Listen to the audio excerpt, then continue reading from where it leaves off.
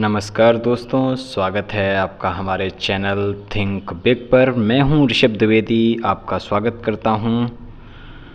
तो हम सुन रहे थे अभी तक उपन्यास 12th फेल, जिसमें कहानी है आईपीएस मनोज कुमार शर्मा के संघर्ष की कि किस तरह उन्होंने संघर्ष करके पढ़ाई की, गरीबी में जीवन काटा और यूपीएससी की परीक्षा देकर वो आईपीएस बने। तो अभी तक इस सीरीज के हमने 2 वीडियो अपलोड किए हैं और इसी क्रम में आगे बढ़ते हुए तीसरा वीडियो आज हम आपके साथ लेकर आए हैं। तो शुरू करते हैं उपन्यास 12th फेल का तीसरा पार्ट। मनोज कुछ दिनों के लिए अपने गांव चला गया। पिता जब से गए थे तब से एक बार भी गांव नहीं आए थे, पर पिता ने इस बार कुछ पैसे घर भेज दिए थे, जिससे अब घर की आर्थिक परेशानी कुछ कम हो गई थी। टेम्पो थाने में पड़ा पड़ा अब कबाड़ होने लगा था। कोर्ट को उसका फैसला करने का अभी तक वक्त नहीं मिला था। पंडित कालीचरण अपने कर्ज के लिए तगादा करने लगे थे। माँ ने मनोज को वापस ग्वालियर जाते समय आगे के खर्चे के लिए 1000 रुपये दिए। मनोज की बीए फर्स्ट ईयर की परीक्षा नज़दीक थी। गांव से लौटकर मनोज जीवाजीगंज में नाले के पास बसी हुई बस्ती टोपे वाले मोहल्ले में रहने लगा। जब से उसने तिवारी सर का कमरा छोड़ा था, उसे मोना फिर कभी नहीं मिली। बड़े से ग्वालियर और छोटी सी दुनिया में फिर कभी मोना और मनोज एक दूसरे से नहीं मिले। टोपे वाले मोहल्ले में वह सबसे घुल मिल गया। वह पड़ोसियों की तारीफ पाने के लिए रात को छत पर लैंप जलाकर पढ़ता। कई बार तो सुबह 4-5 बजे तक वह छत पर पढ़ता रहता।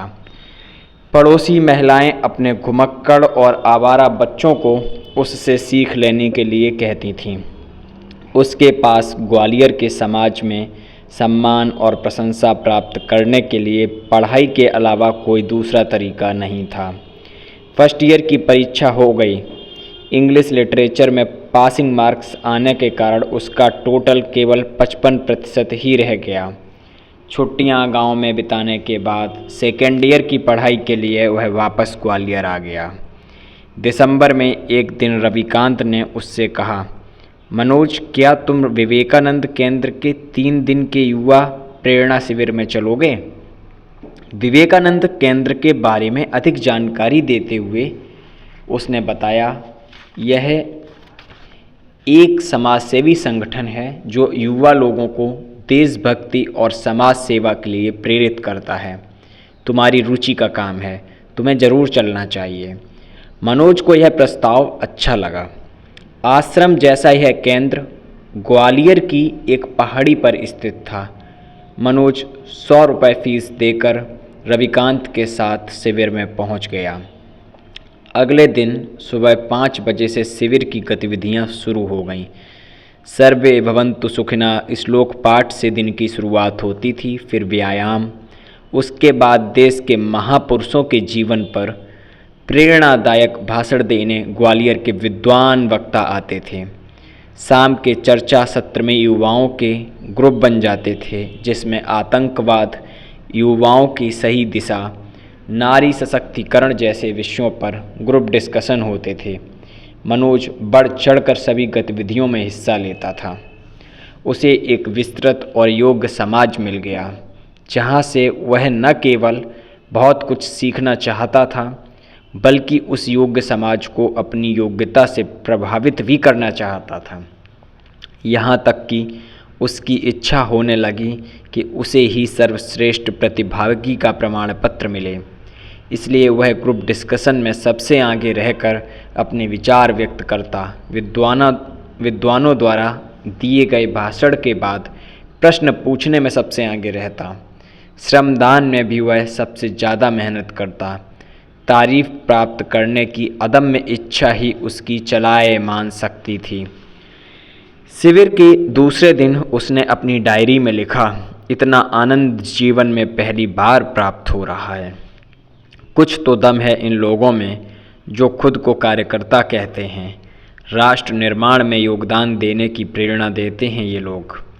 एक श्रेष्ठ व्यक्ति रजनीश त्यागी के व्यक्तित्व से मैं बहुत प्रभावित हुआ हूँ।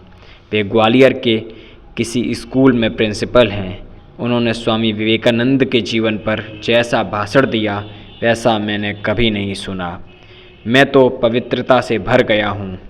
विवेकानंद कहते थे कि अपने आप को कमज़ोर मानने से बड़ा पाप कोई दूसरा नहीं है। यहाँ आकर मुझे लग रहा है कि मैं जीवन में कुछ भी नहीं कर सकता हूँ। असीम शक्ति मेरे भीतर भर गई है। देश से बड़ा दूसरा कोई धर्म नहीं है और देशभक्ति से बड़ा दूसरा कोई लक्ष्य नहीं हो सकता। यहाँ आकर मैंने संकल्प ले लिया है कि देश सेवा करना ही मेरा लक्ष्य है। मनोज विवेकानंद केंद्र के काम, उसकी विचारधारा और वहाँ के कार्यकर्ताओं से सम्मोहित सा हो गया था। त्यागी जी ने एक प्रोजेक्ट सबके सामने रखा जिसमें अगले रविवार घर घर जाकर सर्दियों के कपड़े इकट्ठा करने थे और उन्हें गरीब ज़रूरतमंदों को देना था। मनोज ने अभी तक देशभक्ति के केवल भाषण सुने थे, पर यहाँ देशभक्ति कार्य रूप में बदल रही थी। शिविर समाप्त हो गया। मनोज को सर्वश्रेष्ठ प्रतिभागी का प्रमाण पत्र मिल गया, जिस कारण उसे अपने विचार शिविर में व्यक्त करने का मौका मिला। उसने अपने भाषण में यह संकल्प लिया कि वह हमेशा ईमानदार रहकर देश की सेवा करेगा। वहाँ उपस्थित सभी लोगों ने ताली बजाकर उसके भावात्मक संकल्प की प्रशंसा की। इस प्रशंसात्मक तालियों में वह आत्मविश्वास से भर गया। अगले रविवार को उसने कपड़े एकत्रित कर बांटने का काम किया। वापस आकर उसने अपनी डायरी में फिर लिखा, मैंने खूब कपड़े इकट्ठे किए। किसी ने सम्मान किया, किसी ने अपमान, पर गरीबी देखकर मन बहुत आहत हुआ। लोग किस तरह से टूट पड़ते हैं कपड़ों पर। हे भगवान, क्या होगा इनका। त्यागी जी ने ठीक ही कहा था कि घर घर जाकर समाज के लिए कुछ मांगने से हमारा ईगो खत्म होता है और हम यह सीख जाते हैं कि समाज ही सब कुछ है, हम कुछ भी नहीं हैं।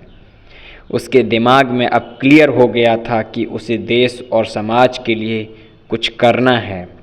उसने स्वामी विवेकानंद केंद्र में प्रशिक्षण के बाद मिले प्रमाण पत्र को पूजा की अलमारी में भगवान की मूर्ति के पास सजाकर रख दिया। मनोज ने कोर्स की किताबों को किनारे कर दिया और विवेकानंद के साहित्य को पढ़ना शुरू किया। उसकी सेकेंड ईयर की परीक्षा नज़दीक आ रही थी, लेकिन उसके भीतर देश सेवा का जज्बा भर गया था। उसे लगा कि उसके लिए विवेकानंद केंद्र से बेहतर कुछ नहीं हो सकता, इसलिए पीसीएस का विचार पीछे छूटने लगा। उसके स्थान पर अब उसके मन में विवेकानंद केंद्र में आजीवन कार्य करने की तीव्र इच्छा पैदा हो रही थी। उसने बीए सेकेंड ईयर की परीक्षा दे दी। वह सेकेंड डिवीज़न से पास हो गया। इंग्लिश लिटरेचर में उसके फिर से पास होने योग्य अंक ही आए थे। मनोज छुट्टियों में गांव चला गया। वापस आकर फाइनल ईयर की तैयारी करने लगा। सितंबर में एक बार फिर वह विवेकानंद केंद्र के शिविर में हो आया। इस बार 15 दिन का शिविर था। वह शिविर से पूरी तरह चार्ज होकर वापस आया था। उसने अपनी डायरी में लिखा, विवेकानंद को पढ़ने का प्रयास किया जरा सा, 6-7 किताबें पढ़ी हैं बस।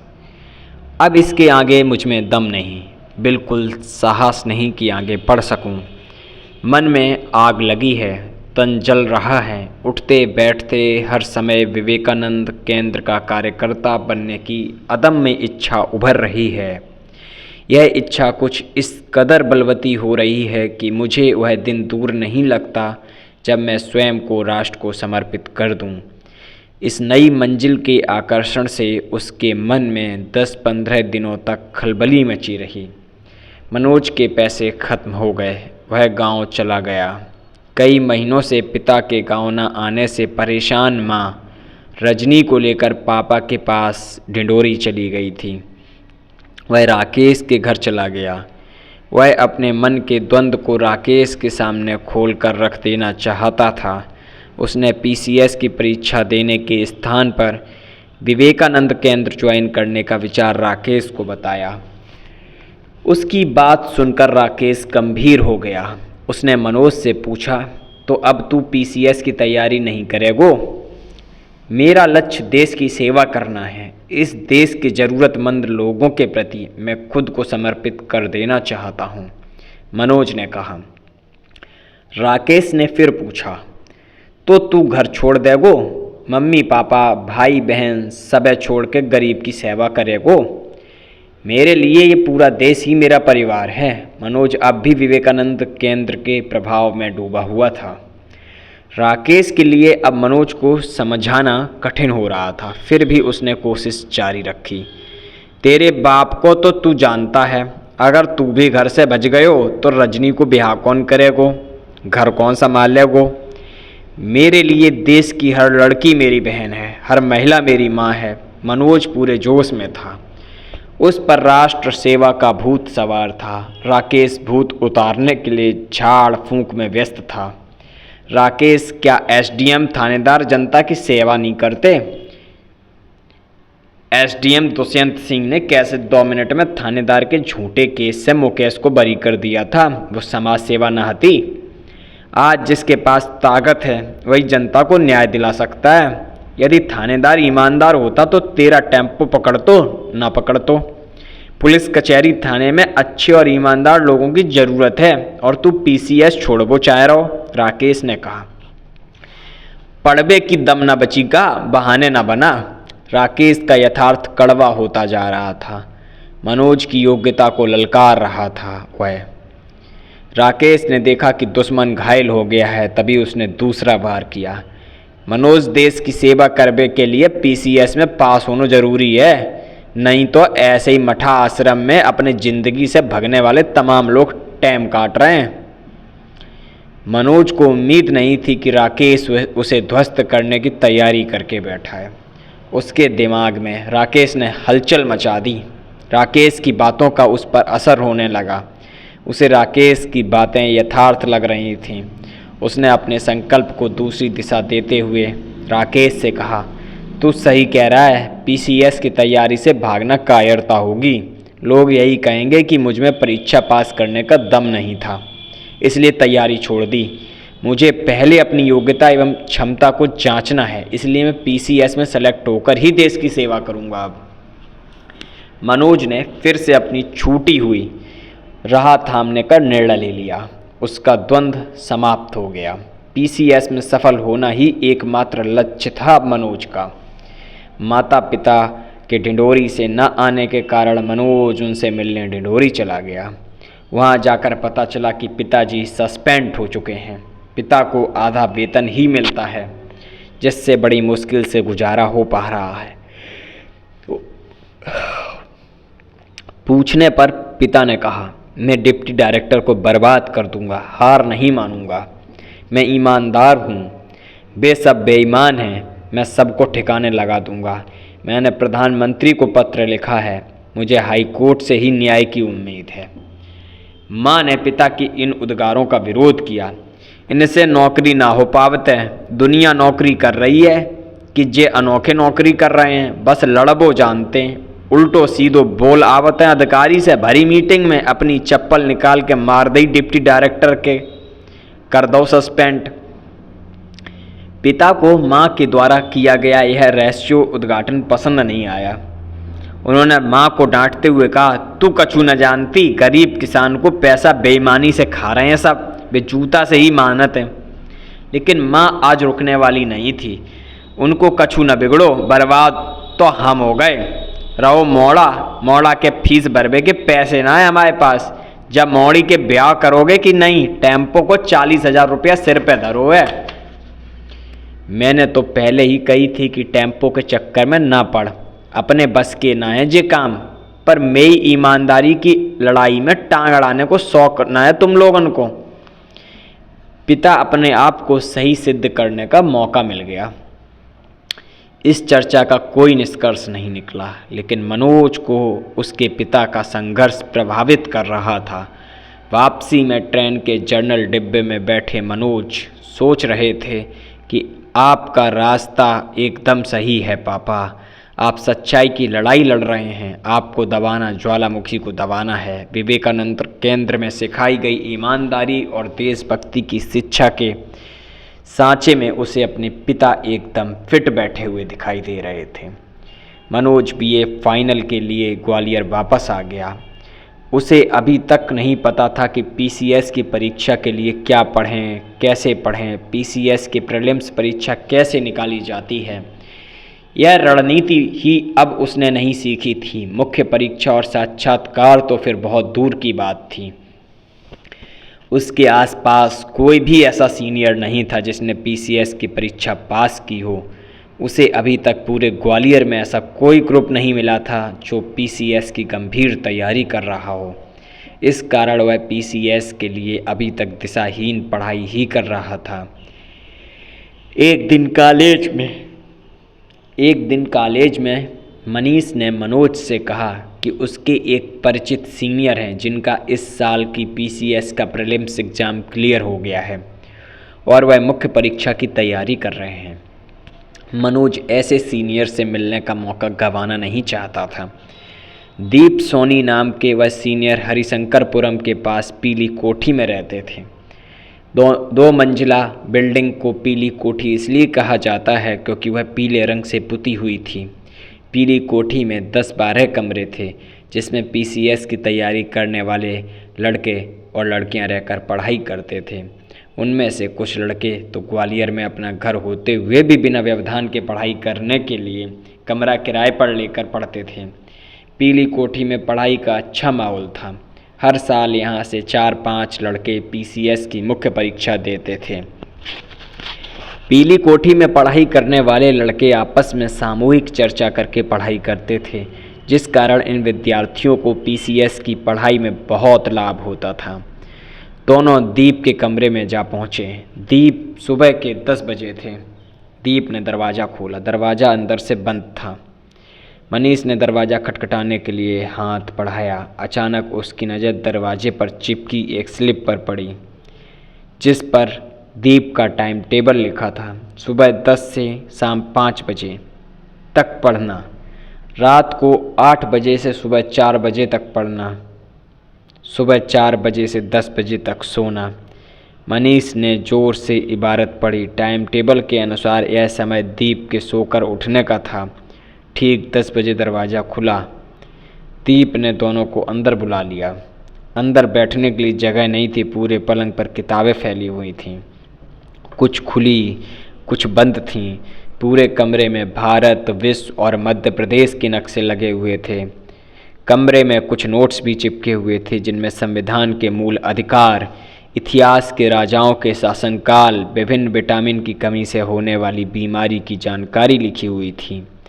किताबों की इम्पोर्टेंट पंक्तियाँ पीले, ऑरेंज और नीले रंगों से अंडरलाइन की हुई थीं। किताबें रंगीन इंद्रधनुष सी चमक रही थीं।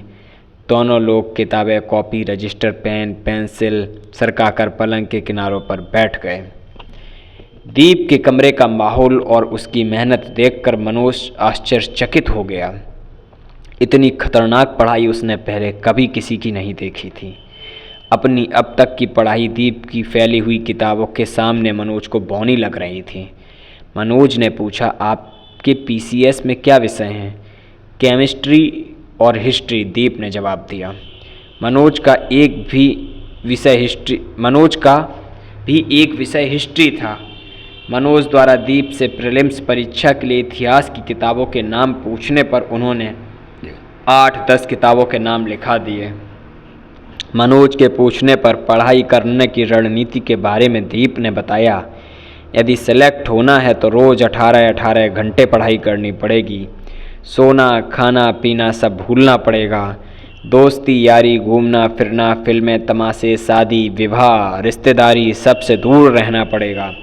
मेरा घर पास में ही है पर मैं घर पर न रहकर यहाँ किराए से कमरा लेकर पढ़ रहा हूँ। दीप ने पीसीएस के लिए तपस्या करने का भयावह चित्र खींच दिया। पीसीएस की पढ़ाई करने का क्या तरीका है? मनोज पीसीएस की तैयारी के रहस्य को जानना चाहता था। बस पढ़ते रहो बिना थके, बिना रुके, लगातार असफलता के बावजूद धैर्य के साथ। ये किताबें मैंने कम से कम 20 बार पढ़ ली हैं। दीप ने पलंग पर खुली रखी रंग बिरंगी हाईलाइटेड की हुई किताबों की ओर इशारा करते हुए कहा। मनोज इस चित्रण से घबरा गया। उसने पूछा, कितने साल की तैयारी के बाद डिप्टी कलेक्टर बन सकते हैं? दीप ने उसकी शक्ल देखी और हंसते हुए कहा, मेहनत करोगे तो 1 साल में। मनोज दीप की पढ़ाई देखकर अभिभूत हो रहा था, पर उसके मन की शंकाएं अभी खत्म नहीं हुई थीं। आपने 12th मैथ से किया था क्या? कितने परसेंटेज आए थे आपके? 12th में एक बार फेल हो चुके मनोज के मन में कहीं कोई संदेह अचानक पैदा हुआ। मैं थ्रू आउट फर्स्ट क्लास रहा हूँ। केमिस्ट्री में मुझे PhD करने के लिए स्कॉलरशिप मिलती है। दीप के जवाब से मनोज भयभीत हो गया। दीप की योग्यता देखकर मनोज अपनी तुलना उनसे करने लगा। इस तुलना से उसके चेहरे पर निराशा छा गई। दीप के सामने वह कुछ भी नहीं था। 10:30 बजे दीप ने अपनी इतिहास की किताब उठा ली और पढ़ने लगा। दोनों लड़के एक दूसरे का मुंह ताकने लगे। मनोज समय की इस पाबंदी से हतप्रभ रह गया। दोनों खड़े हुए और दीप को नमस्ते करके कमरे के बाहर निकल आए। दीप ने अपनी किताब में नज़र गड़ाए दोनों को बस अपनी गर्दन हिलाकर विदा कर दिया। दीप का ब्राइट करियर सुनकर निराश हुए मनोज ने फिर से अपने आप को उत्साहित करते हुए मनीष से कहा, कितनी खतरनाक पढ़ाई करते हैं ना दीप भाई साहब, बिल्कुल भूतों की तरह। ऐसी पढ़ाई करने से 1 साल में ज़रूर PCS में सिलेक्शन हो जाएगा। मैं भी ऐसी ही मेहनत करना चाहता हूँ। मनोज ने अपने कमज़ोर कैरियर को मेहनत के बल पर भुलाने की कोशिश की। मैं तो अब पीली कोठी में कमरा लेकर पढ़ाई करूँगा। मनीष भी दीप की पढ़ाई और पीली कोठी के माहौल से प्रेरित हो गया था। BA पूरा होते ही मैं भी पीली कोठी में कमरा ले लूँगा और गंभीर तैयारी शुरू कर दूँगा। पीली कोठी में पढ़ाई के ज़बरदस्त माहौल से प्रभावित होकर मनोज ने नई प्लानिंग बना ली। वापस लौटते समय वह पीली कोठी में कमरा लेकर पढ़ाई के सपने तो देख रहा था, लेकिन 12th फेल का हीनता बोध उसका पीछा नहीं छोड़ रहा था। दीप सर तो शुरू से ब्रिलियंट रहे हैं, क्या मैं उन जैसी पढ़ाई कर पाऊँगा? क्या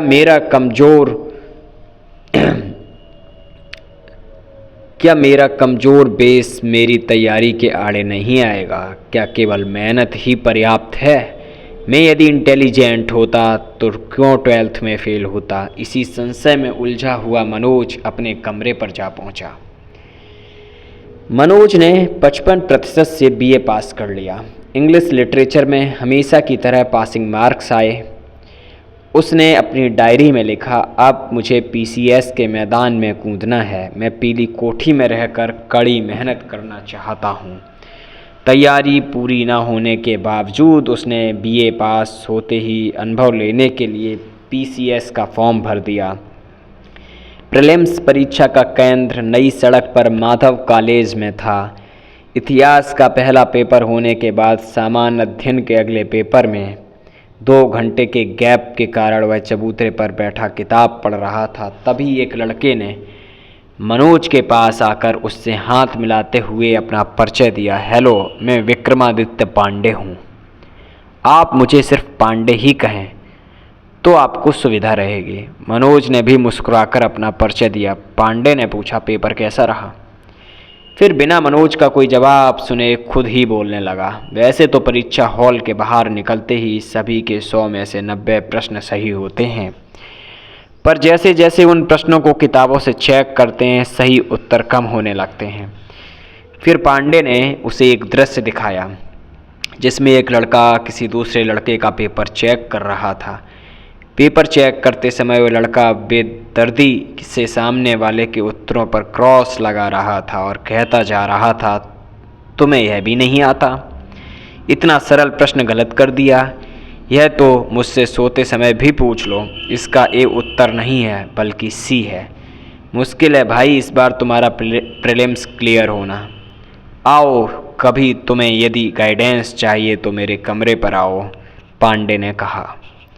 पांडे ने उस लड़के को आवाज लगाई, गुप्ता इते आओ, कैसा रहो तुम, आओ पेपर।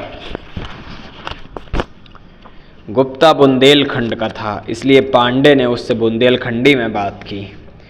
गुप्ता आत्मविश्वास से भरा हुआ था। उसका यह आत्मविश्वास पिछले साल प्रीलिम्स पास करने के कारण अधिक था। बहुत बढ़िया गो धांसू, जो समझो कि फाड़ दो पेपर।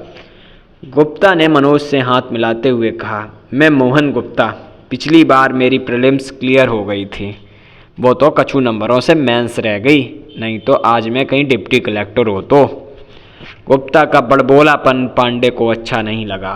उसने कहा, पुरानी कहानी छोड़ो गुप्ता, आज के पेपर के बारे में बताओ। 100 में से 90 सही हैं, 10 डाउट में हैं, गुप्ता ने जोश में कही।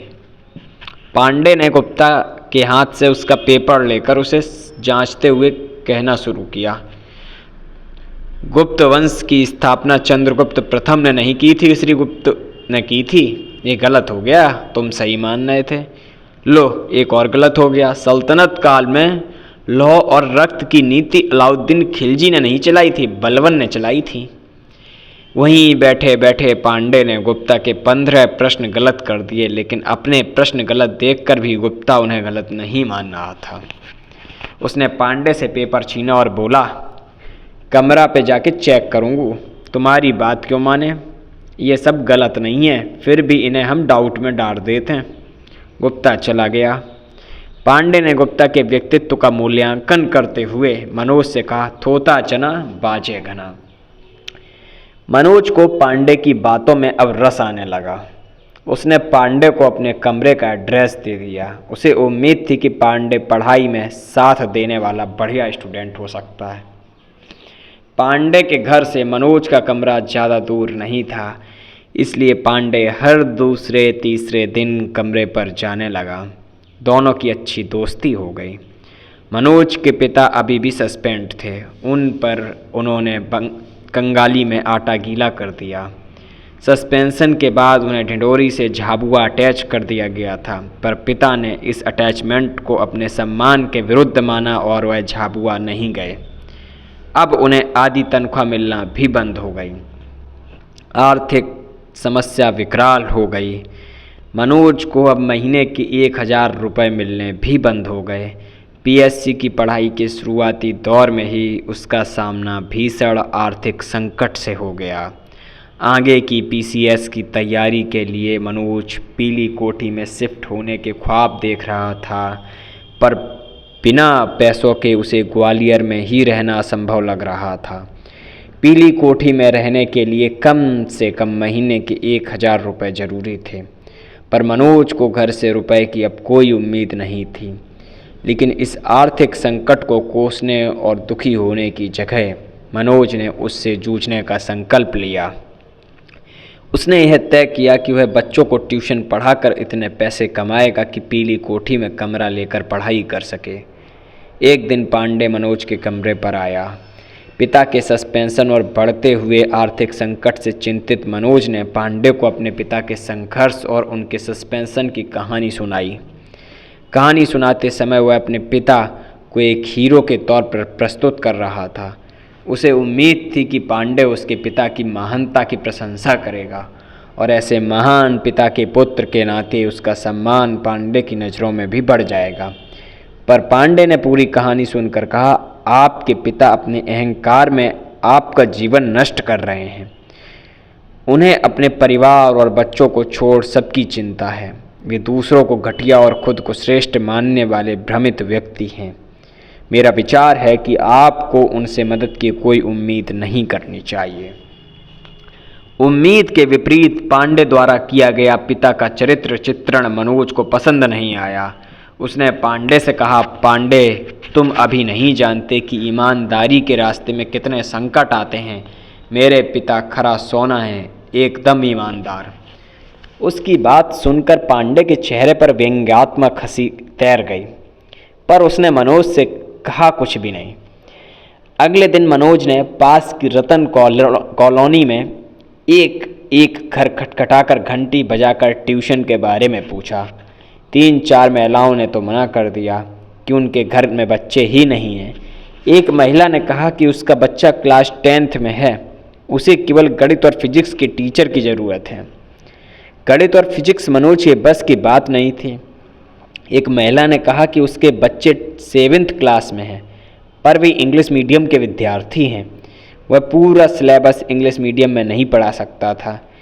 कई दिनों तक घर घर जाकर ट्यूशन मांगने के बावजूद उसे एक भी ट्यूशन नहीं मिला। मनोज को अब अपने ऊपर गुस्सा आने लगा। उसे अपनी क्षमताओं पर ही संदेह होने लगा। उसने अपनी डायरी में लिखा, मैं खुद को कितना होशियार मानता था, पर आज समझ आ गया कि मैं कितना अयोग्य हूँ। मुझे कोई हक नहीं है इतने बड़े सपने देखने का। मैं व्यर्थ ही दीप सर के बराबर अपने आप को मान रहा था। जब मैं 100 रुपये का ट्यूशन नहीं पढ़ा सकता तो मैं PCS में क्या खाक सफल होऊंगा। मनोज मानसिक और शारीरिक थकान महसूस करने लगा। उसे बुखार आ गया। शाम हो चुकी थी। वह अपनी छत पर निराश बैठा सूनी आंखों से आसमान ताक रहा था।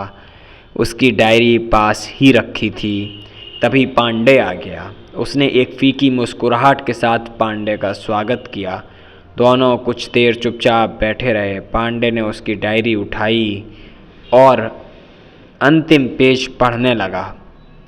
डायरी पढ़ने के कुछ देर बाद उसने केवल इतना कहा कि तुम्हारी तबीयत ठीक नहीं है, आज खिचड़ी बनाकर खा लेना।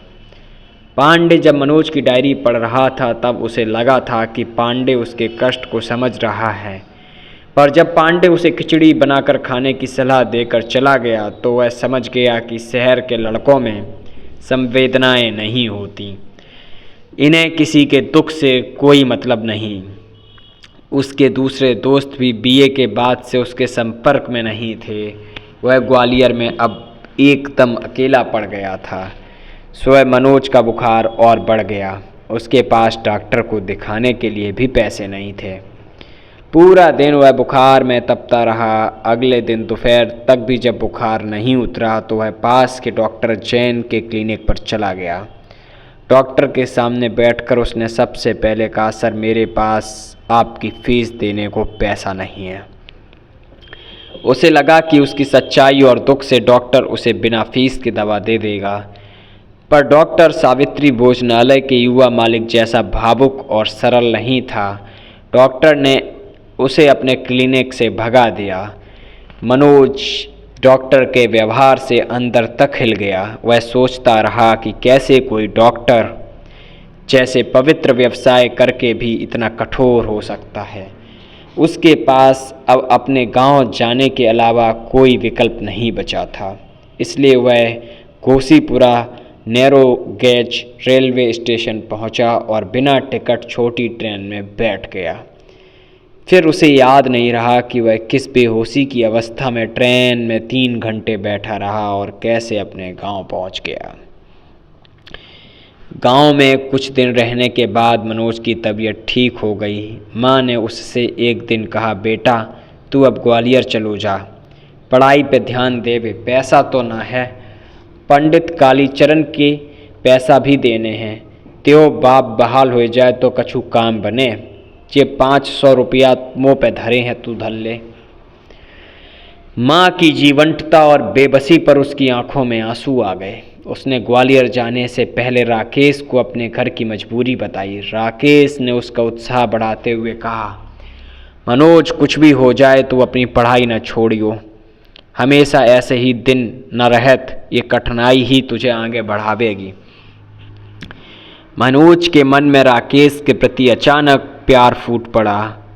उसने महसूस किया कि राकेश में और शहर के दोस्तों में कितना अंतर है। राकेश उसकी समस्याओं से कितना चिंतित हो जाता है और जबकि पांडे उसकी समस्याओं से उदासीन रहता है। कितना सोचकर उसने राकेश को गले लगा लिया।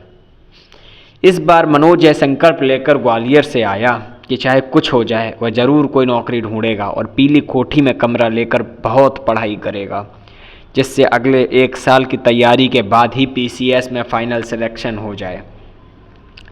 मनोज को ग्वालियर आए हुए 2 दिन हो गए। इस बार उसने कुछ प्राइवेट स्कूलों में नौकरी ढूंढी पर कहीं भी उसे नौकरी नहीं मिली। बिना पैसे के वह आगे ग्वालियर में पीसीएस की तैयारी कैसे करेगा, उसे समझ नहीं आ रहा था। शाम को पांडे उसके कमरे पर आया। उसने आते ही मनोज से कहा, चलो तैयार हो जाओ, तुम्हारे लिए एक नौकरी ढूंढ ली है। मनोज जिस चिंता में डूबा हुआ था उसे पांडे ने एक झटके से खत्म कर दिया। ऐसी उम्मीद उसे नहीं थी, लेकिन पांडे ने उसकी उम्मीद के उलट काम किया था। दोनों अपनी अपनी साइकिल से जीवाजीगंज में पीजवी कॉलेज की गली की ओर चल दिए। एक मकान के सामने दोनों ने दीवार से अपनी साइकिल टिका दी। दरवाजे पर लगी नेम प्लेट पर लिखा था रजनीश त्यागी। मनोज को याद आया कि ये तो विवेकानंद केंद्र के त्यागी जी हैं। त्यागी जी से केंद्र में वह बहुत प्रभावित हुआ था। त्यागी जी सफ़ेद धोती कुर्ता पहने अपने पलंग पर बैठे हुए थे। जोरदार ठाका लगाते हुए उन्होंने कहा, आइए आइए। मनोज को देखकर त्यागी जी ने कहा, आप तो विवेकानंद केंद्र के युवा प्रेरणा शिविर में रहे थे। मनोज को संतुष्टि मिली कि उसे त्यागी जी ने पहचान लिया है।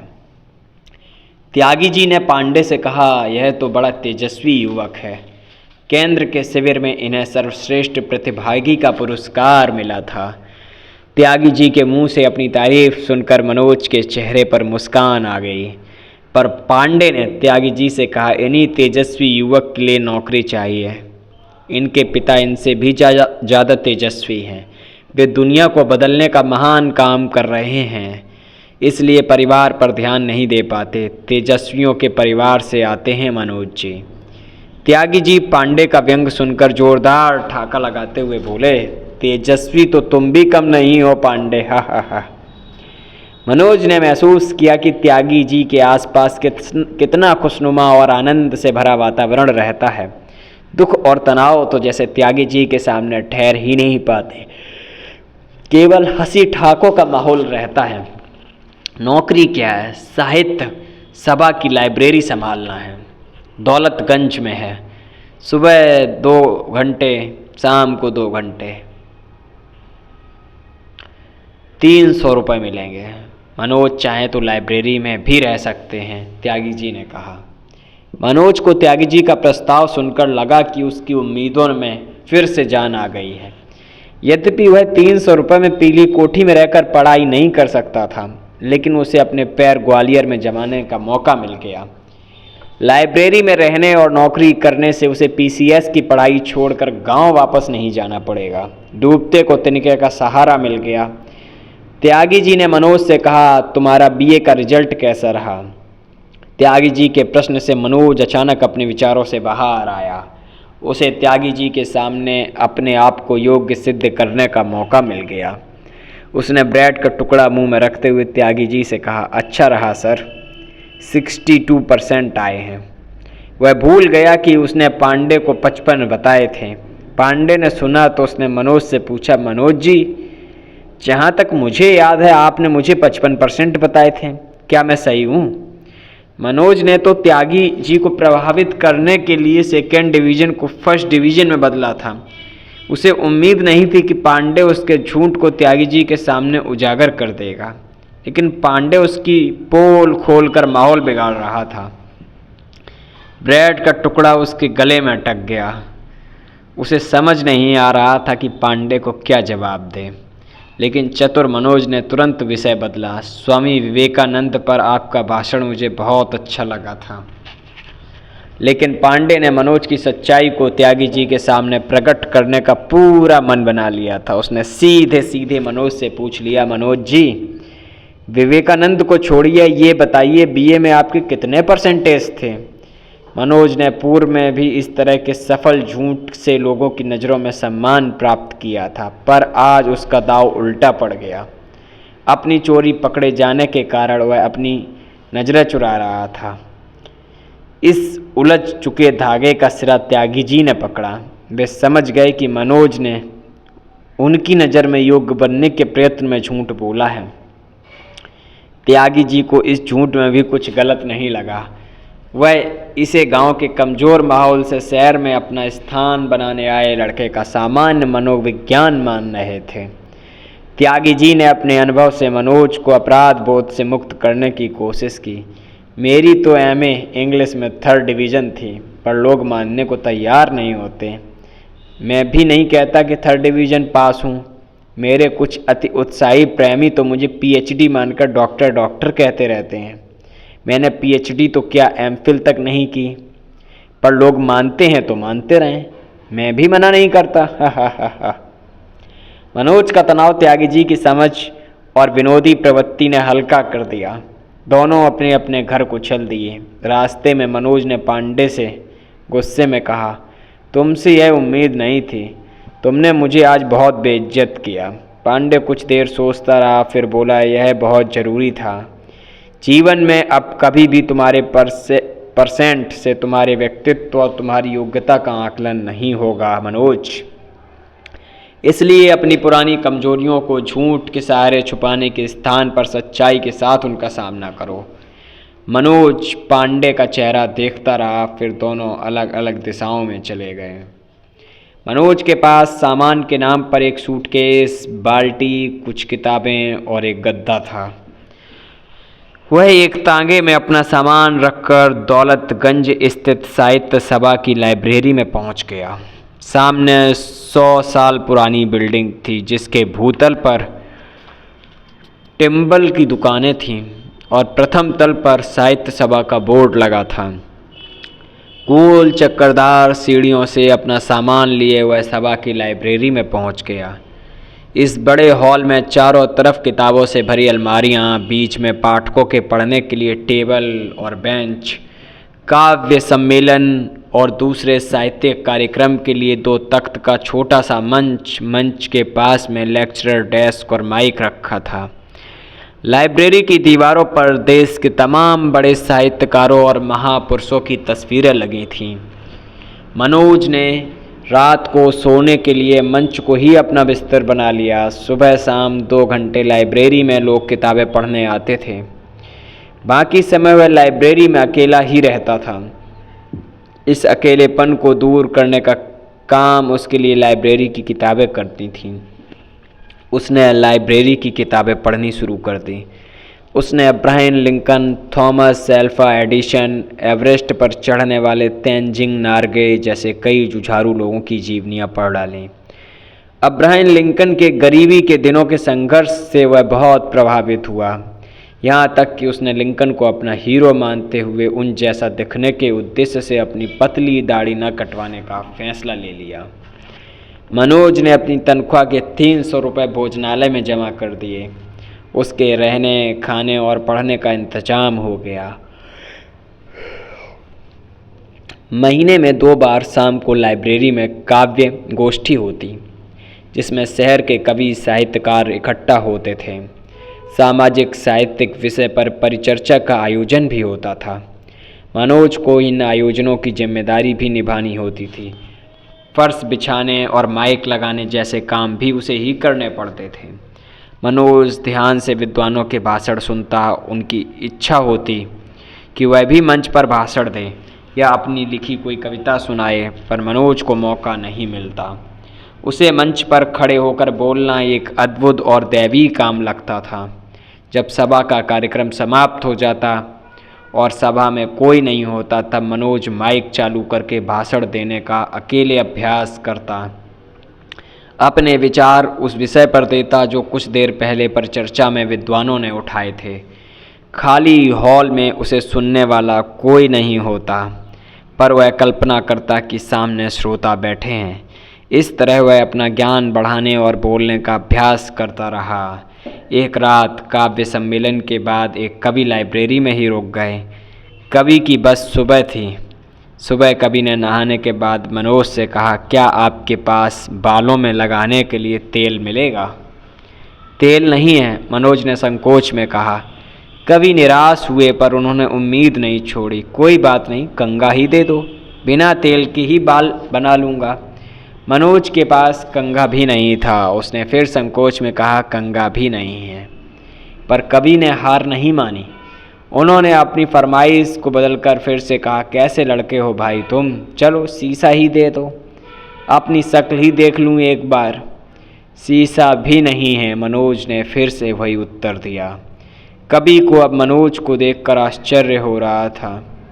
उसने मनोज की उम्र के कई लड़के देखे थे जो सुंदर दिखने और फैशन करने के दीवाने रहते थे।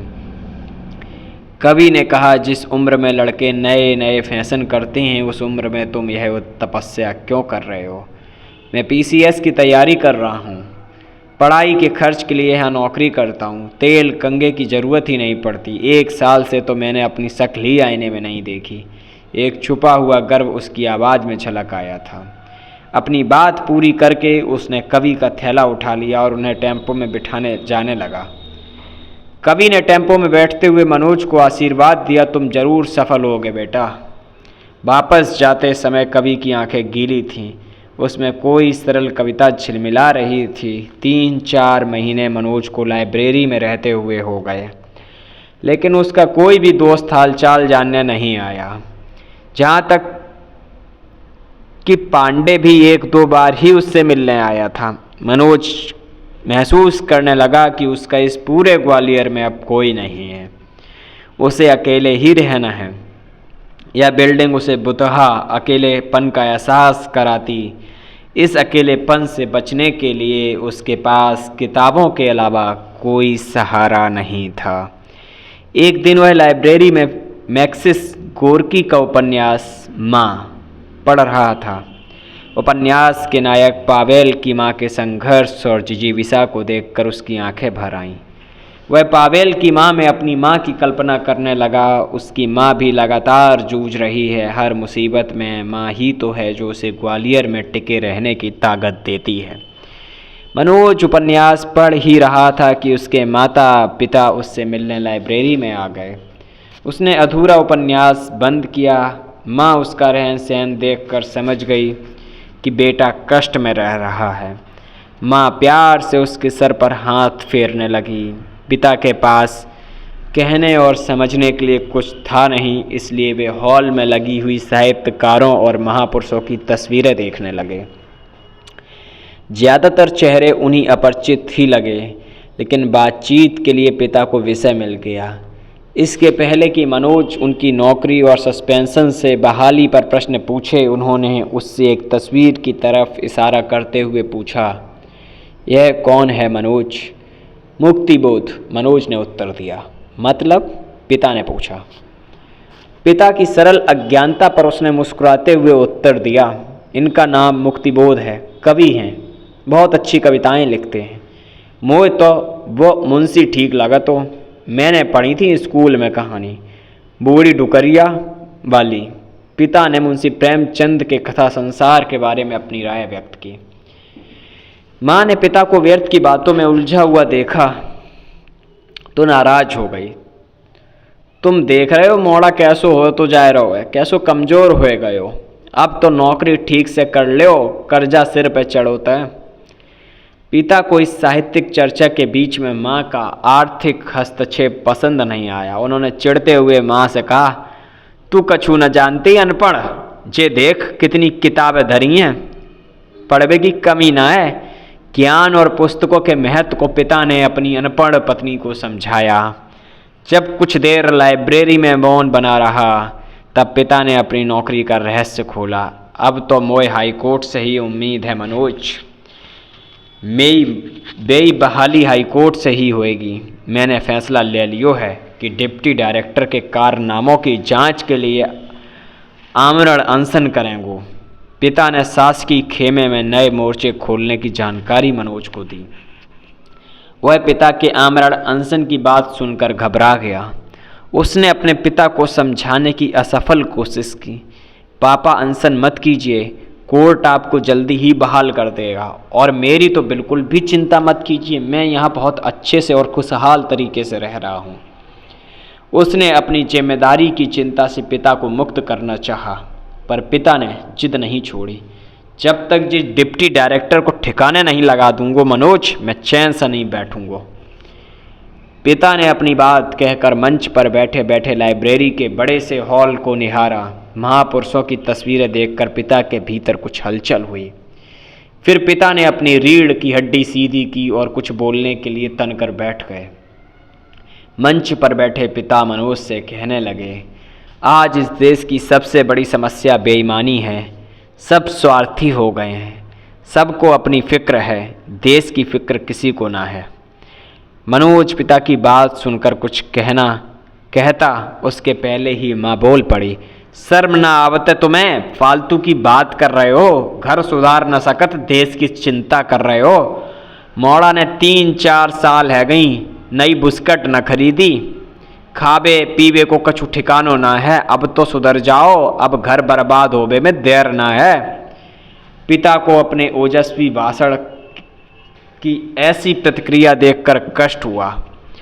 उन्होंने माँ से कहा, तू जीव न चलावे, नए कपड़ा से कछु न होत, ईमानदार आदमी पुराने कपड़ा पहन के भी अलग से चमकत है, और खा पीवे लो तो जानवर भी रहे हैं, आदमी तो वो जो भले भूखे रह लें पर अपनी आत्मा जिंदा रखें। अब तू का जाने देश की तपस्या, तुझे समझाने तो भैंस के आगे बीन बजाने जैसो है। पिता ने माता के लिए शब्द प्रयोग किए। माँ ने चिढ़कर पिता से कहा, मोए न पतो देश की समस्या, पर तुम्हें भी एक बात न पतो। माँ की बात सुनकर पिता को आश्चर्य हुआ कि उनसे पता करने में कौन सी बात रह गई।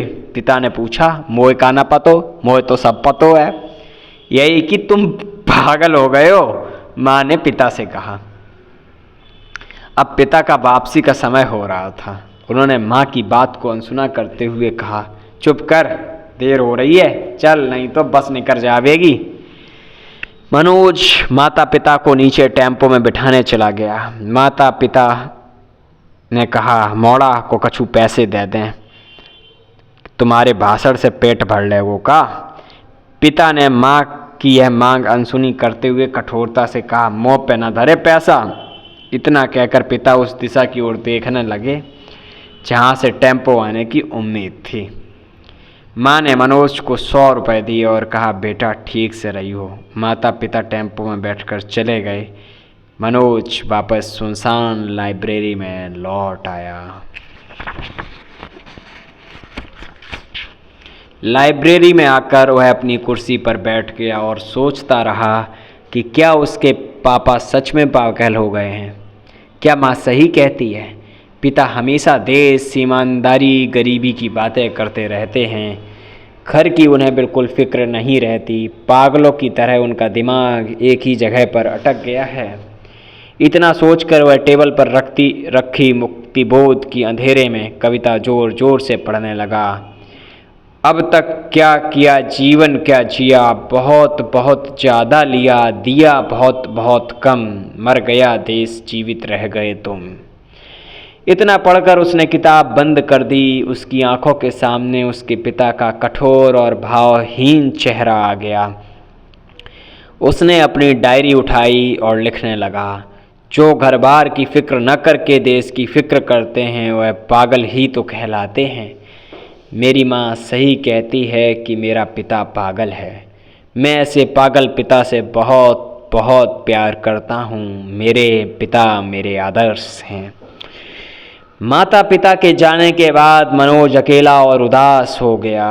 अपनी उदासी दूर करने के लिए वह लाइब्रेरी की बालकनी में खड़ा होकर नीचे सड़क की चहल पहल देखने लगा। माँ के जाने के बाद उसे अपना गांव याद आने लगा।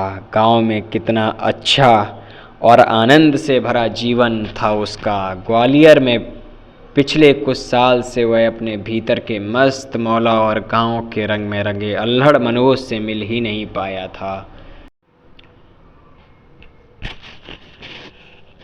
शादियों का सीजन चल रहा था।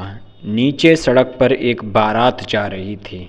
बारात में गाना बज रहा था, मेरा पिया घर आया ओ राम जी।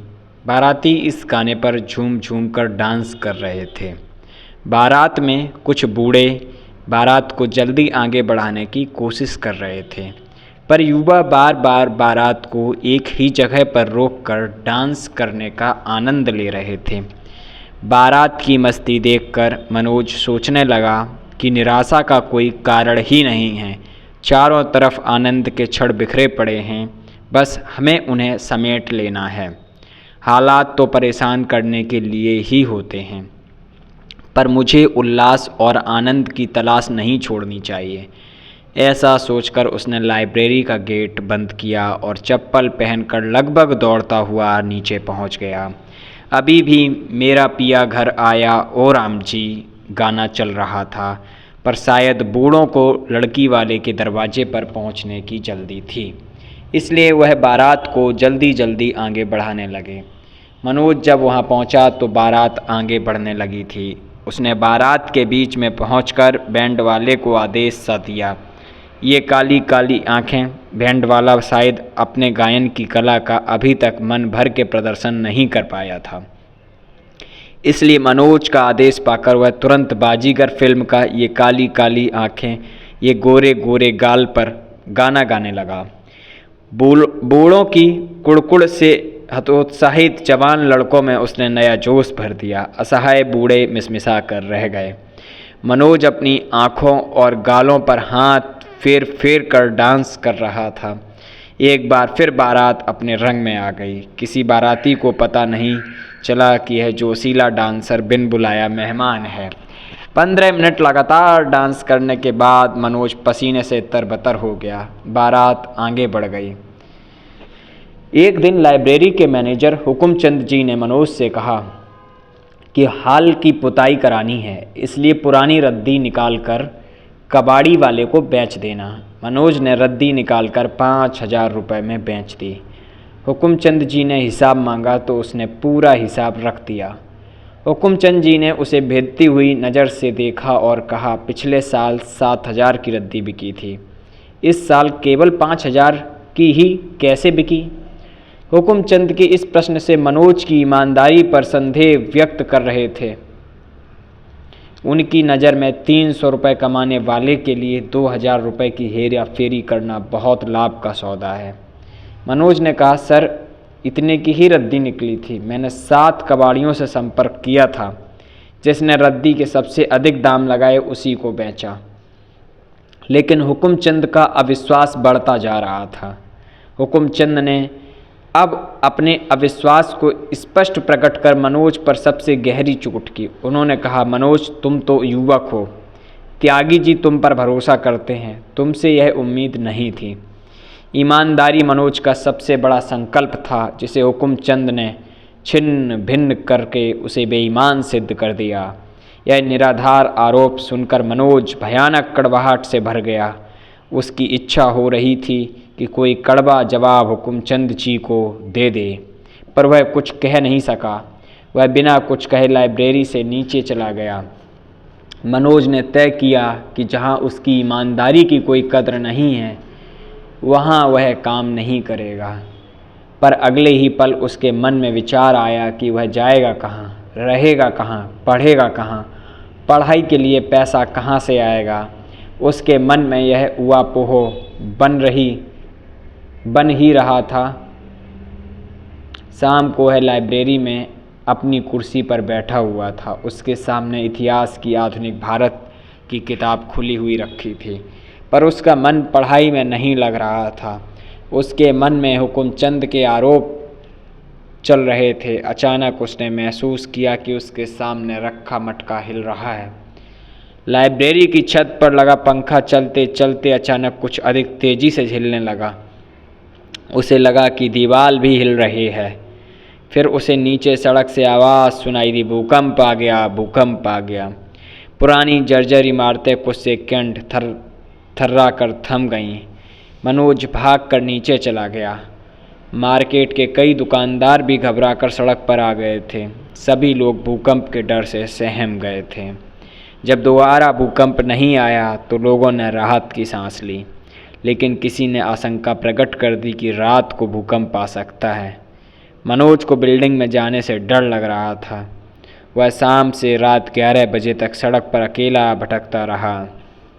फिर वह सड़क के किनारे बनी एक फर्नीचर की दुकान के बाहर बैठा बैठा सोचने लगा, आज यह बिल्डिंग गिर जाती और मैं उसमें दबकर मर जाता तो किसी को क्या फ़र्क पड़ता। इस शहर में कौन मुझे ढूंढता? कोई नहीं।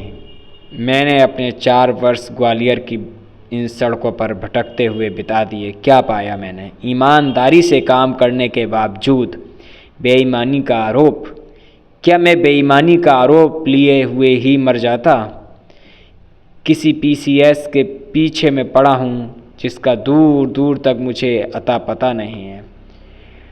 डरा, उदास, हतोत्साहित मनोज सुनसान सड़क पर बैठा रहा। उसके पास कोई नहीं था जिससे वह अपने मन का दर्द बांट सके। उसकी निराशा, बेईमानी का झूठा आरोप, भविष्य के प्रति उसकी अनिश्चितता, अभावों का जीवन उसे विचलित कर रहा था। सड़क अब पूरी तरह सूनी हो गई थी। वह भटकता हुआ पास के राम मंदिर चौराहे पर चला गया। मंदिर के गेट बंद हो गए थे। वह गेट के पास बनी सीढ़ियों पर बैठ गया। काफ़ी देर तक वह भगवान राम की मूर्ति को एकटक देखता रहा, जैसे उनसे बात करने की कोशिश कर रहा हो। शायद वह भगवान राम से पूछने आया था कि बताओ अब मुझे क्या करना चाहिए, कोई तो दिशा दिखाओ। उसे लग रहा था कि राम उसे देखकर शांत भाव से मुस्कुरा रहे हैं। आश्वस्त कर रही थी मनोज को उसकी मुस्कुराहट। लगभग आधा घंटा वह सीढ़ियों पर बैठा मूर्ति की ओर देखता रहा, खोया रहा उन आँखों में। अचानक वह सोचने लगा, मैं भी तो राम की तरह ही एक अंतहीन यात्रा पर निकला हूँ, जिसके पड़ावों पर मिलने वाले दुख तो मुझे सहने ही होंगे। प्रतिभाएं अकारण ही आगे नहीं बढ़ती, वे बढ़ती हैं अपने पुरुषार्थ से, अपने धैर्य से, अपने समर्पण से, अपनी मेहनत से, अपने त्याग से, अपनी प्रबल इच्छा शक्ति से। पता नहीं कौन सी शक्ति उसने मंदिर की सीढ़ियों पर महसूस की। वह सीढ़ियों पर खड़ा होकर बोलने लगा, मैं किसी भी झूठे आरोप को नहीं सहूँगा, मुझे कोई नहीं हरा सकता।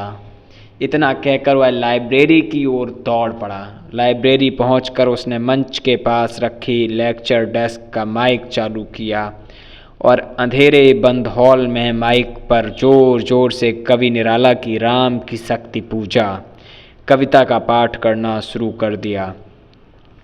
उसकी आवाज़ तेज थी, उसमें घबराहट और कंपन था। वह कविता के एक एक शब्द पर जोर देकर पढ़ने लगा।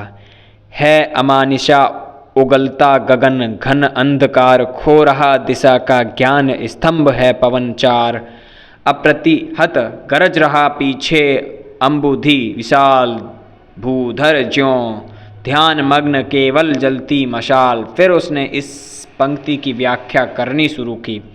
राम पराजित अवस्था में पहुंच गए हैं, निराशा और अंधकार है सब तरफ, पर एक तरफ उम्मीद की लौ उनके मन में इस निराश और अपराजित माहौल में भी चल रही है। उसने इस कविता में खुद को ढूंढना शुरू किया।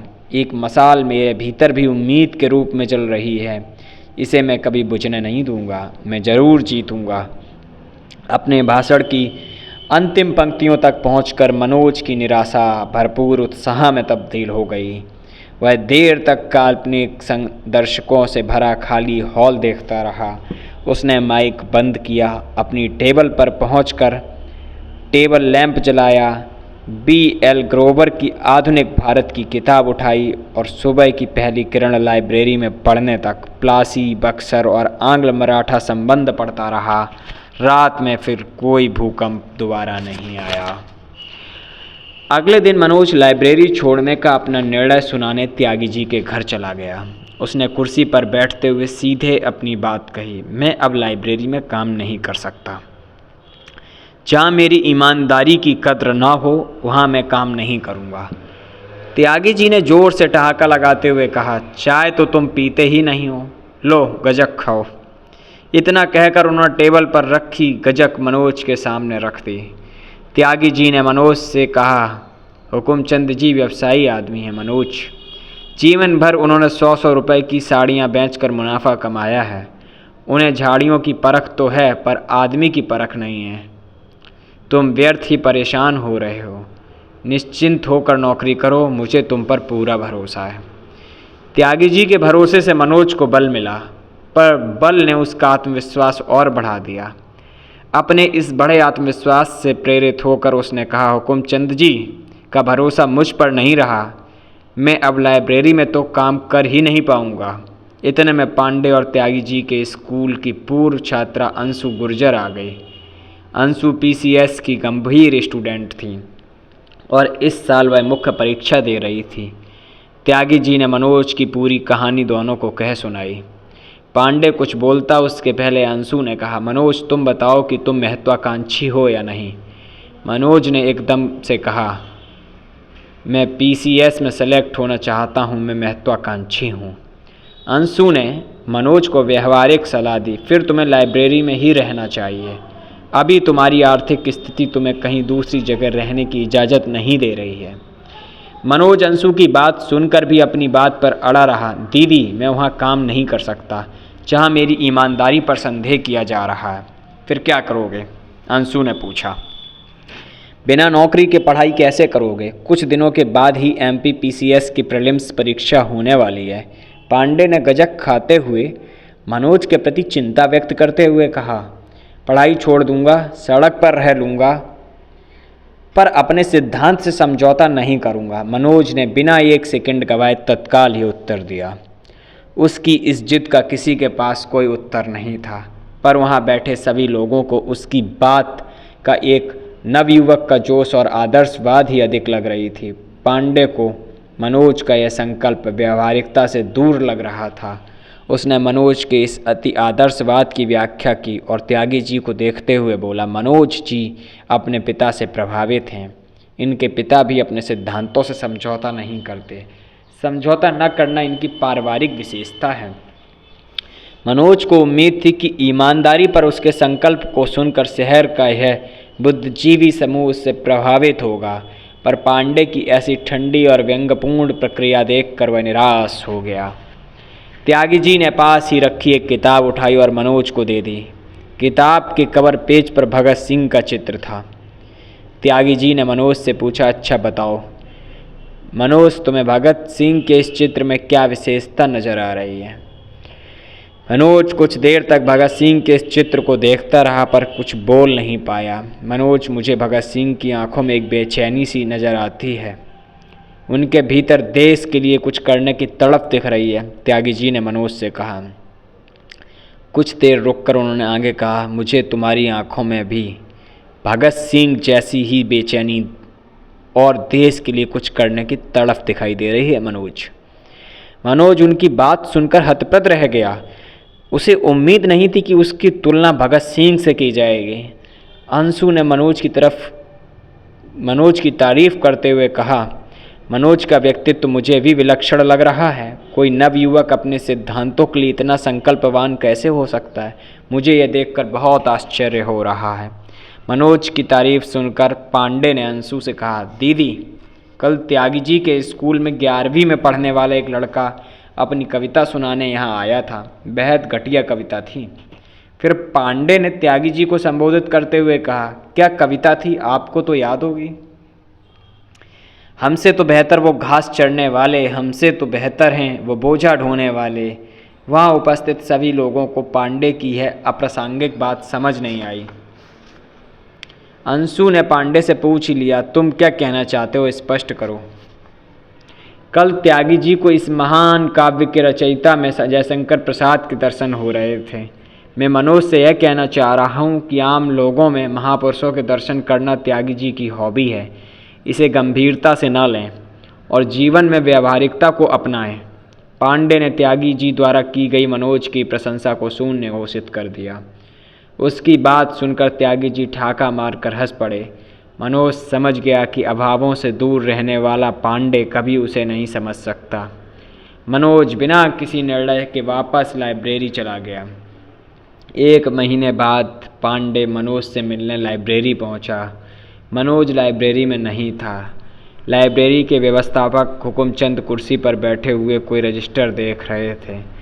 पूछने पर हुकुमचंद ने बताया कि मनोज तो 1 महीने पहले लाइब्रेरी का काम छोड़कर चला गया है।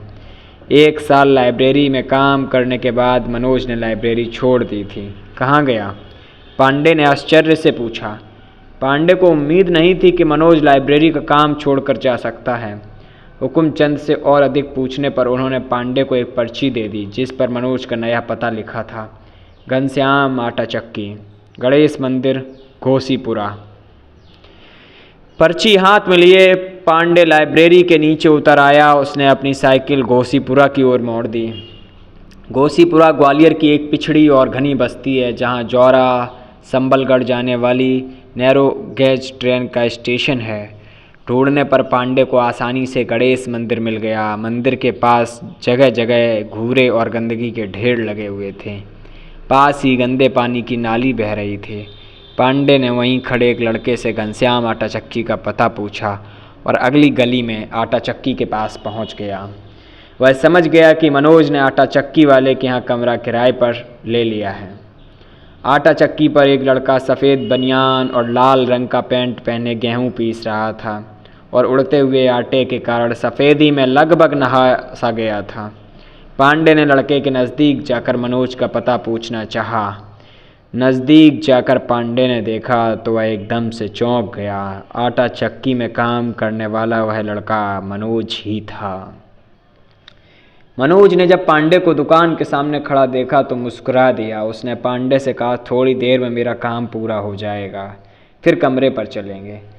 पांडे चक्की के भीतर खड़ा होकर मनोज को काम करते देखता रहा। आधा घंटा काम करने के बाद मनोज ने अपने शरीर और बालों से आटा साफ किया। पास ही खूंटी पर टंगी शर्ट पहनी। दुकान के बाहर आकर दरवाज़ा बंद किया, ताला लगाया और पांडे के साथ चल पड़ा। पांडे बिना कुछ कहे चुपचाप अपनी साइकिल हाथ में पकड़े चला जा रहा था। तंग गलियों से गुजरकर थोड़ी देर में मनोज एक मकान के सामने पहुंच गया। पांडे ने मकान की दीवार से अपनी साइकिल टिकाई। मकान की गैलरी और छोटे से आंगन से होकर मकान के सबसे पिछले हिस्से में पहुंचकर मनोज ने एक कमरे का दरवाज़ा खोला। दिन के उजाले में भी लगभग अंधेरे में था ये कमरा। मनोज ने लाइट जलाई। पीले रंग का धुंधला प्रकाश कमरे में फैल गया। ज़मीन पर गद्दा बिछा था। आले में किताबें रखी थीं। कोने में एक स्टोव और कुछ बर्तन थे। एक लकड़ी का स्टूल भी पास रखा था जिस पर पांडे बैठ गया। 200 रुपये किराया है कमरे का। वैसे तो 300 है, पर एक साहित्यकार हैं घनश्याम जी, उनका मकान है। लाइब्रेरी में आते थे, मुझे बहुत पसंद करते हैं। मैंने उन्हें अपनी समस्या बताई तो उन्होंने सस्ते में कमरा दे दिया। बहुत भले व्यक्ति हैं। उन्होंने तो अपनी पूरी आटा चक्की की जिम्मेदारी ही मुझे सौंप दी। दिन में 4-5 घंटे गेहूँ पीसने का काम है। 400 रुपये महीने मिलेंगे। बाकी पूरे दिन पढ़ाई करता रहता हूँ। आदमी यदि टाइम का सही मैनेजमेंट कर ले तो समय की कमी नहीं रहती। भगवान एक रास्ता बंद करता तो दूसरा ज़रूर खोलता है। मनोज ने अपनी आंखें पांडे के चेहरे से दूर रखकर अपनी पूरी बात की। पीली कोठी में कमरा लेकर पढ़ाई करने का ख्वाब देखने वाला मनोज अब अपने नए काम और कमरे की तारीफ कर रहा था। पांडे ने मनोज की बात ध्यान से सुनी, पर वह बोला कुछ नहीं। पीले रंग का बल्ब अचानक बंद हो गया। शायद लाइट चली गई थी। कमरे में अंधेरा हो गया। कमरे में कोई खिड़की नहीं थी जिसे खोलकर मनोज प्रकाश की व्यवस्था कर सके। दरवाजा पतले से खुला था। मकान के इस हिस्से में सूरज की रोशनी बिल्कुल नहीं आ रही थी। मनोज ने पास रखी मोमबत्ती जला दी। मनोज अपनी बात पांडे से कह चुका था। अब वह पांडे से कुछ सुनने की उम्मीद में बैठा था। तुम माने नहीं मनोज, तुमने लाइब्रेरी छोड़ ही दी। कुछ देर पहले छाई चुप्पी को तोड़ते हुए पांडे ने मनोज से कहा, मुझे संतुष्टि है कि मैंने लाइब्रेरी छोड़ दी, पर अपना सिद्धांत नहीं छोड़ा। ईमानदारी की रक्षा अभाव सहकर भी होनी चाहिए। पांडे ने मनोज की आवाज़ में भारीपन महसूस किया। उसने देखा कि मनोज एकटक जलती हुई मोमबत्ती को देख रहा है। पर अब तुम इस अंधेरे में पीसीएस की तैयारी कैसे करोगे मनोज? पांडे ने अंधेरे में सीलन भरे कमरे को देखते हुए कहा। बाहर का अंधकार समस्या नहीं है पांडे। समस्या तब होती है जब हमारा मन सुविधाओं के लालच में समझौतों के अंधकार में डूब जाता है। मनोज जैसे किसी गहरे तल से बोल रहा था। बाहर गुजरने वाली नैरो गैस ट्रेन का शोर सुनाई दे रहा था। पांडे को प्यास लगाई थी। उसने पास रखे मटके में से एक गिलास पानी भर कर पिया और वापस आकर स्टूल पर बैठ गया।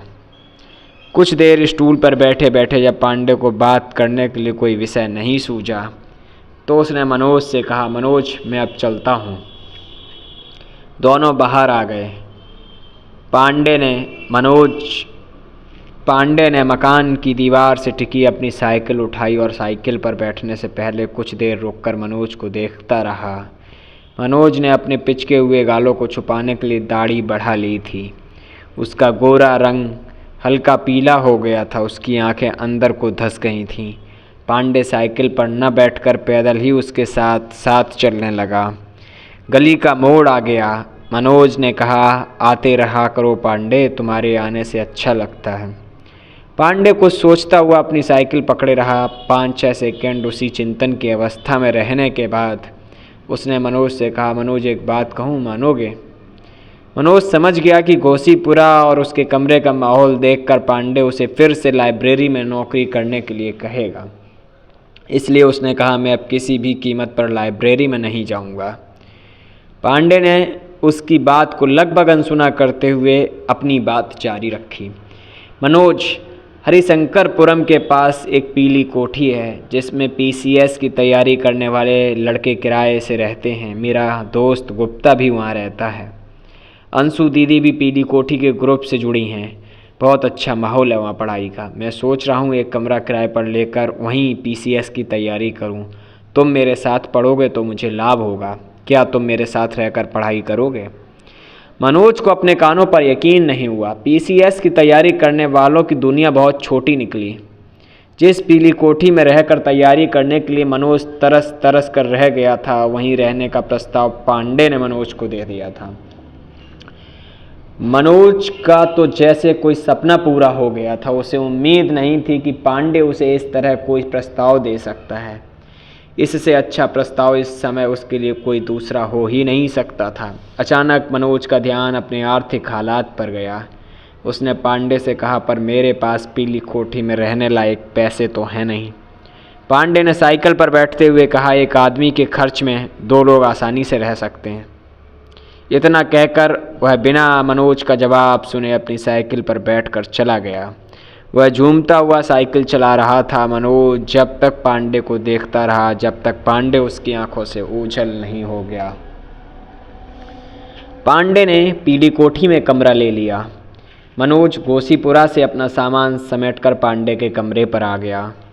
PCS की तैयारी के लिए जिस ग्रुप की तलाश मनोज को थी वह मिल गया था। PCS की प्रारंभिक परीक्षा नज़दीक आ गई थी। पिछली बार ग्रेजुएशन के तुरंत बाद दी गई PCS प्रीलिम्स की परीक्षा में वह सफल नहीं हुआ था। उसने तय किया कि वह इस बार कोई कसर नहीं छोड़ेगा। उसने अपनी डायरी में लिखा, पढ़ाई के लिए यहाँ बहुत अच्छा माहौल है। पीली कोठी में कई अच्छे प्रतियोगी तैयारी करते हैं जिनसे मुझे बहुत लाभ होता है, इसलिए अब मेहनत से पढ़ाई करना चाहिए। दीप सोनी ने मुख्य परीक्षा क्लियर करने के बाद इंटरव्यू दिया था। एक दिन दीप के पिताजी ने पीली कोठी आकर सूचना दी कि अभी अभी आए फाइनल रिजल्ट में दीप DSP के पद के लिए चयनित हो चुका है। दीप के पिताजी ने भावुक होकर कहा, हमें तो केवल 5,000 पेंशन मिलती है। लला ने जब PCS की तैयारी शुरू की थी तब सब कहते थे कि PCS में लाखों रुपए रिश्वत देनी पड़ती है, पर देखो 1 रुपया नहीं लगा और हमारे लला DSP बन गए। खुशी और संतुष्टि के कारण उनकी आंखें भीग गई थीं। इतना कहकर दीप के पिताजी अपने किसी रिश्तेदार के यहाँ खुशखबरी सुनाने चले गए। मनोज ने दीप से पूछा, भाई साहब आप आज कैसा महसूस कर रहे हैं? दीप ने मनोज से कहा, मैं बहुत खुश हूँ, पर एक बात ज़रूर कहूँगा, इस पीली कोठी में जितने लोग तैयारी कर रहे हैं, गारंटी देता हूँ कि सभी लोग PCS में सेलेक्ट होंगे। पीली कोठी के सदस्य मनीष गुप्ता, मनोज और पांडे अपने भविष्य के सिलेक्शन की इतनी बड़ी गारंटी पर खुश हुए। मनोज समझ गया कि सफल लड़के भी उन्हीं के बीच से आते हैं। दीप के सिलेक्शन से पूरी पीली कोठी में जश्न का माहौल बन गया। देर रात तक सभी लड़के आनंद और आत्मविश्वास में डूबे भविष्य की सफलता पर चर्चा करते रहे। मनोज और पांडे ने इस बार PCS प्रीलिम्स की परीक्षा गंभीरता से दी थी, पर 3 महीने बाद आए रिजल्ट में दोनों का प्रीलिम्स फिर से क्लियर नहीं हुआ। अच्छी मेहनत के बाद भी मनोज असफल हो गया। मनोज को लगा जैसे वह बर्बाद हो गया है, उसकी सारी मेहनत बेकार हो गई। वह गहरी निराशा से भर गया। 4-5 दिन उसे होश ही नहीं रहा। वह अपनी कमियां ढूंढता रहा। वह समझ गया कि पीसीएस की राह उतनी आसान नहीं है जितनी वह समझ रहा था। उसके पास अब पुरानी असफलता को भूलकर आगे की पढ़ाई करने के अलावा कोई विकल्प नहीं था। मनोज के पिता को हाई कोर्ट ने बहाल कर दिया। उसके पैसे की समस्या अब कम हो गई। हर साल नवंबर तक आने वाला पीसीएससी का विज्ञापन इस साल नवंबर खत्म होने तक नहीं आया। विज्ञापन न आने के कारण तैयारी करने वाले लड़कों की बेचैनी बढ़ने लगी। एक दिन अचानक अखबार में पढ़ने को मिला कि सरकारी खर्चे में कटौती करने के लिए इस साल मध्य प्रदेश में पीसीएस की परीक्षा आयोजित ही नहीं होगी। पूरे प्रदेश में पीसीएस की तैयारी करने वाले लड़के लड़कियों के लिए बुरी खबर थी। पीली कोठी में भी निराशा का वातावरण छा गया। मनोज के कमरे में बैठे लड़के आज की इस दुख भरी कहानी से भविष्य की प्लानिंग पर बात कर रहे थे और दुखी थे। मनीष ने कहा, जब पीसीएस की परीक्षा ही आयोजित नहीं होगी तो कितना भी पढ़ लो उससे क्या होगा। मैंने तो तय कर लिया है कि मैं अपने पिता का ट्रांसपोर्ट का बिजनेस संभालूंगा। दतिया का गुप्ता दुखी स्वर में बोला, इस बार मेरी तैयारी ऐसी हो गई है कि दीप भाई साहब जैसी डीएसपी की पोस्ट मिलने से कोई रोक नहीं पाता, पर जब परीक्षा ही नहीं होगी तो पोस्ट कहाँ से मिलेगी। बड़बोले गुप्ता ने अपनी तैयारी को बड़ा चढ़ाकर बताया। पांडे ने निराश माहौल में उम्मीद की राह दिखाई। जहाँ चाहा वहाँ रहा। हमें अब उत्तर प्रदेश और राजस्थान पीसीएस की तैयारी करनी चाहिए। गुप्ता ने पांडे की बात काटते हुए कहा, तुम कुछ नहीं जानते पांडे। दूसरे स्टेट वालों का यूपी और राजस्थान में सिलेक्शन नहीं होता। इंटरव्यू में 200 में से 30 नंबर देकर भगा देते हैं। प्रतियोगी लड़कों को बहुत ढूंढने पर भी आगे की तैयारी के लिए कोई निष्कटंक राह नहीं दिख रही थी। मनोज ने निराश होकर कहा, हम लोग अब क्या करें समझ नहीं आ रहा। तभी पीली कोठी में अंशु गुर्जर आ गईं। अंशु भी दीप के साथ डीएसपी बन गई थी। वह लड़कों को गाइडेंस देने पीली कोठी जाती थीं। पीसीएस परीक्षा आयोजित न होने की निराशा लड़कों के चेहरे पर देखकर अंशु ने कहा, राज्य लोक सेवा का अब कोई भविष्य नहीं दिख रहा है, इसलिए तुम लोग संघ लोक सेवा आयोग की तैयारी करो। आईएएस, आईपीएस, इनकम टैक्स और दूसरी अखिल भारतीय एवं सेंट्रल सर्विसेज के लिए संघ लोक सेवा आयोग दिल्ली परीक्षा आयोजित कराता है। राष्ट्रीय स्तर की इस सिविल सर्विस की परीक्षा में सफल होना मध्य प्रदेश पीसीएस की तैयारी करने वालों के लिए दिवा स्वप्न के समान ही था। सब जानते थे कि आईएएस, आईपीएस बनने का स्टैंडर्ड उन लोगों का नहीं है। अंशु का सुझाव वहाँ बैठे सब लड़कों को अपनी पढ़ाई के स्टैंडर्ड के आगे बहुत बड़ा लगा।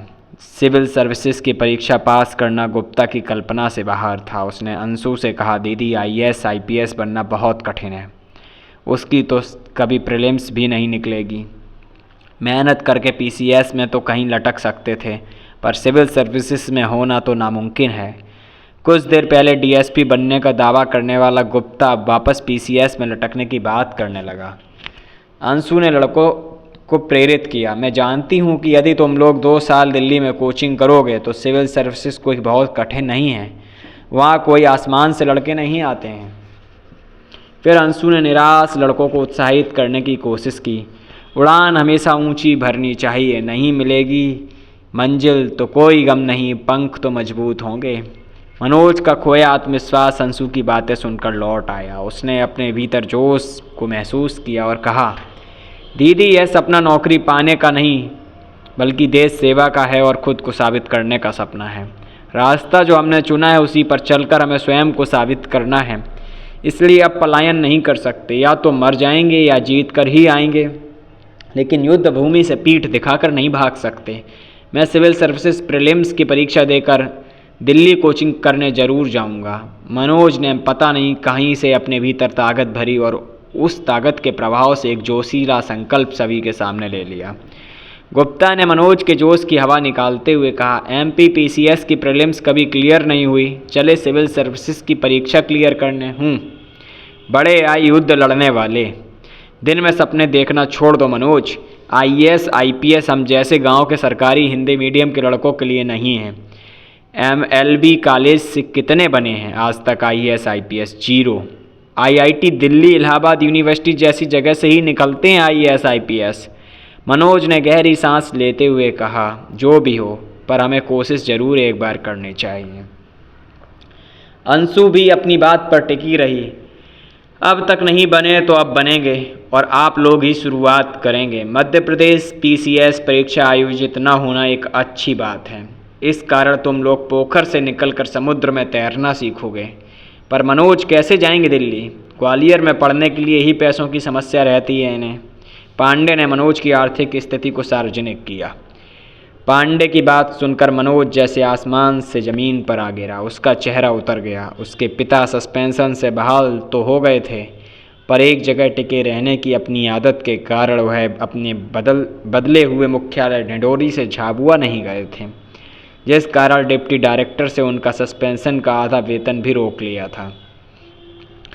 अंशु ने जब मनोज को दुखी देखा तो उससे पूछा, क्या तुम सच में दिल्ली जाना चाहते हो मनोज? हाँ दीदी, मैं पूरी ताकत से मेहनत करना चाहता हूँ, मनोज ने कहा। मनोज, हिम्मते मर्दा तो मददे खुदा। दिल्ली में कोचिंग के लिए मैं तुम्हें 10,000 रुपये देती हूँ, अंशु ने अचानक घोषणा की। वहाँ बैठे सभी लड़के अंशु की है उदारता देखकर चौंक गए। अंशु का स्नेह देखकर मनोज का मन गीला हो गया। उसने कहा, दीदी मैं कहीं और से व्यवस्था कर लूँगा, पर आपसे मेरे बारे में इतना सोचा, मैं आपका एहसान कभी नहीं भूलूँगा। अंशु ने मनोज को भावुक होते हुए देखा तो कहा, मनोज बेकार की बातें मत करो, तुम मेरे छोटे भाई जैसे हो, मुझे तुम पर भरोसा है, तुम दिल्ली जाओगे। मनोज अब सिविल सर्विसेज की प्रीलिम्स की तैयारी करने लगा। 4 महीने उसने जमकर पढ़ाई की और मई में सिविल सर्विस प्रीलिम्स की परीक्षा दे दी। प्रीलिम्स परीक्षा से मुख्य परीक्षा तक लगभग 5 महीने का वक्त मिलता है। यह 5 महीने प्रतियोगी के लिए सबसे महत्वपूर्ण होते हैं। प्रीलिम्स के रिजल्ट के इंतज़ार में यह 2-3 महीने बर्बाद नहीं किए जा सकते। आदर्श तरीका यही है कि प्रीलिम्स परीक्षा के तुरंत बाद बिना उसके रिजल्ट का इंतज़ार किए मुख्य परीक्षा की तैयारी में जुट जाया जाए।